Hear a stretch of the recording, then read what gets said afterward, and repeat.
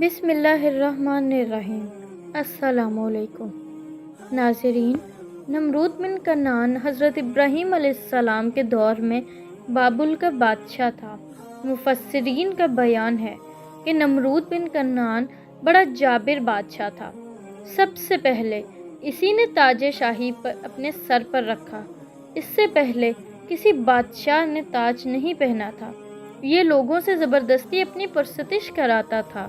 نمرود نے اپنی سلطنت بھر میں یہ قانون نافذ کر دیا تھا کہ اس نے خوراک کی تمام چیزوں کو اپنی تحویل میں لے لیا تھا۔ یہ صرف انہی لوگوں کو خوراک کا سامان دیا کرتا تھا جو لوگ اس کی خدائی کو تسلیم کرتے تھے۔ چنانچہ ایک مرتبہ حضرت ابراہیم علیہ السلام اس کے دربار میں غلہ لینے کے لیے تشریف لے گئے تو اس خبیث نے کہا کہ پہلے تم مجھ کو اپنا خدا تسلیم کرو، جبھی میں تم کو غلہ دوں گا۔ حضرت ابراہیم علیہ السلام نے ہرے دربار میں علیل اعلان فرما دیا کہ تو جھوٹا ہے اور میں صرف ایک خدا کا پرستار ہوں جو وحدہ لا شریک ہے۔ یہ سن کر نمرود آپے سے باہر ہو گیا اور آپ کو دربار سے نکال دیا اور ایک دانہ بھی نہیں دیا۔ آپ پریشان ہو کر جائیں بلب ہو گئے اور آپ کے پاس ایک تھیلا لے کر ایک ٹیلے کے پاس تشریف لے گئے اور تھیلے میں ریت بھر کر لائے اور اللہ تبارک و تعالیٰ سے دعا مانگی تو وہ ریت آٹا بن گئی اور آپ نے اس کو اپنے ساتھیوں کو کھلایا اور خود بھی کھایا۔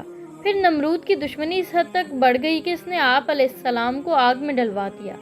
جب حضرت ابراہیم علیہ السلام کو آگ میں پھینکا گیا تو فرشتوں نے حضرت ابراہیم علیہ السلام کے بازو پکڑ کر نہایت آرام کے ساتھ بٹھا دیا۔ اس وقت رضوان نامی فرشتے نے جنت سے ایک خوبصورت لباس لا کر آپ علیہ السلام کو پہنایا۔ حضرت ابراہیم علیہ السلام کے ارد گرد ریحان، سبزے اور شگوفوں کا عجیب و غریب خوبصورت باغ بنا دیا اور وہاں شیریں چشمہ جاری ہو گیا۔ حضرت ابراہیم علیہ السلام پر پروردگار عالم کا فضل و کرم ہو گیا۔ حضرت اسرافیل علیہ السلام ہر صبح و شام اللہ کے حکم سے لذیذ قسم کا کھانا جنت سے پہنچاتے۔ کمال خوشی اور بے غمی کا وقت گزرتا۔ 7 روز کے بعد نمرود نے سمجھا کہ آگ بجھ گئی ہوگی اور اونچے محل پر چڑھ کر روزانہ نمرود دیکھتا اور حضرت ابراہیم علیہ السلام کے زندہ رہنے سے خوف کرتا کہ اگر یہ اپنے خدا کی مدد سے زندہ نکلا تو مجھ پر اور ملک پر آفت آ پڑے گی، اور کبھی کبھی اپنے دل کا یہ ڈر اپنے ساتھیوں سے بیان کرتا۔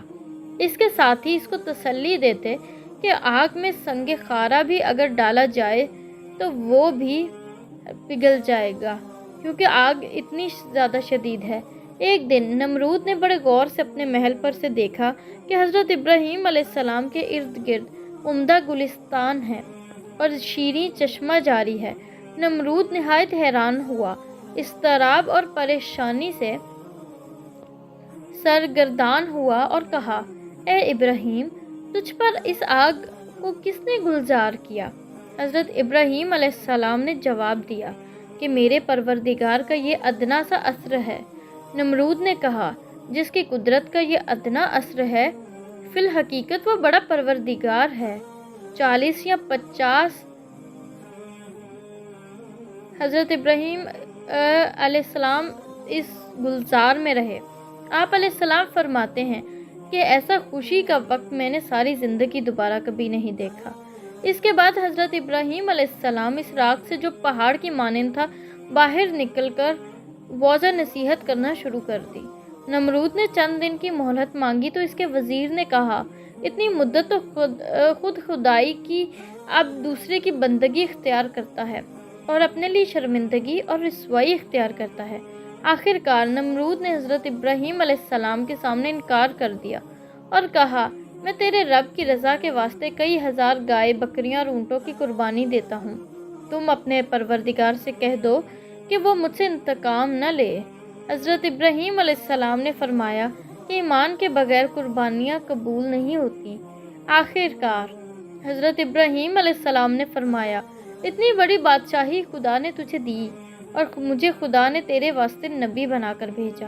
مجھے آگ سے بچا کر ایک معجزہ تجھے دکھایا، مگر پھر بھی تو کفر سے باز نہ رہا۔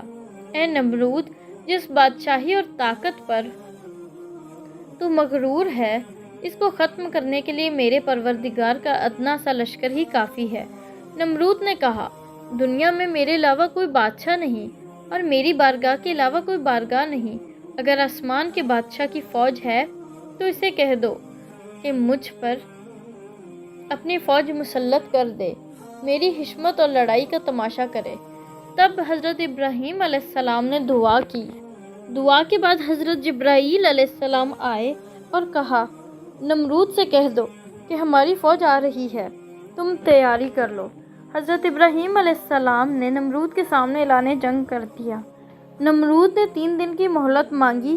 ان دنوں میں اس نے لاکھوں کی فوج اکٹھی کی، طرح طرح کے ہتھیار اکٹھے کیے اور میدان میں جمع ہو گیا۔ چوتھے روز حضرت ابراہیم علیہ السلام تنہا نمرود کی فوج کے سامنے گئے۔ ان لوگوں نے کہا، اے ابراہیم، آسمانی فوج کہاں ہے؟ فرمایا، اے نمرود، آسمانی فوج پہنچ رہی ہے۔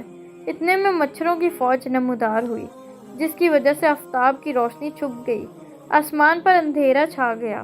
نمرود نے اعلان کر دیا اپنے فوجیوں کو کہ نکارہ بجاؤ، لیکن مچھروں کی آواز لوگوں کے کانوں میں پہنچی تو لوگوں کے ہوش اڑ گئے۔ چھوٹا بڑا ہیبت الہی سے ڈر گیا۔ ایک آدمی پر لاکھوں مچھر لپٹ گئے، ایک دم گوشت پوست خون وغیرہ ختم کر دیا، خالی ہڈیوں کے ڈھانچے رہ گئے۔ آدمی، جانور، ہتھیار سب ختم کر دیے۔ نمرود بھاگ کر اپنے محل میں اپنی عورت کے پاس جا بیٹھا، لیکن اتنے میں ایک لنگڑا مچھر آیا۔ نمرود نے اپنی عورت کو دکھایا کہ اس جانور نے لشکر کو تباہ کر دیا ہے۔ اسی اثنا میں وہ مچھر اس کی ناک میں گھس گیا اور دماغ کو چاٹنا شروع کر دیا۔ نمرود ہتھوڑوں سے خود کو مارتا، محل کی دیواروں سے اپنا سر پیٹتا۔ وہ بادشاہ جس نے خدائی کا دعویٰ کیا تھا، وہ بادشاہ جو ساری دنیا کا بادشاہ تھا، وہ بادشاہ جس نے ساری دنیا پر ظلم ڈھائے تھے، آج اس بادشاہ کا یہ حال تھا کہ جب تک اس کے سر پر جوتے نہ پڑتے اس کو قرار نہ آتا۔ جب دربار میں جاتا تو ہر درباری کا یہ معمول بن گیا کہ اپنے جوتے اٹھا کر اس کے سر کو پیٹتا۔ سر کو پیٹنے سے اس کو چند لمحوں کے لیے قرار آ جاتا، لیکن اس کے بعد مچھر دوبارہ اس کے دماغ کو چاٹنا شروع کر دیتا۔ یہ چیختا چلاتا محل کی دیواروں سے اپنا سر پیٹتا، ہتھوڑوں سے اپنے سر کو پیٹتا، لیکن قرار نہ آتا۔ آخر 40 دنوں تک اس عذاب میں رہنے کے بعد اس کی موت ہو گئی اور وہ جہنم رسید ہو گیا۔ میرے محترم عزیز دوستو، تاریخ پر اگر نظر دوڑائی جائے تو جن بادشاہوں نے، جن لوگوں نے، جن مغروروں نے اپنی طاقت میں مست جن لوگوں نے اللہ کو للکارا، ان کا انجام فرعون و نمرود جیسا ہوا۔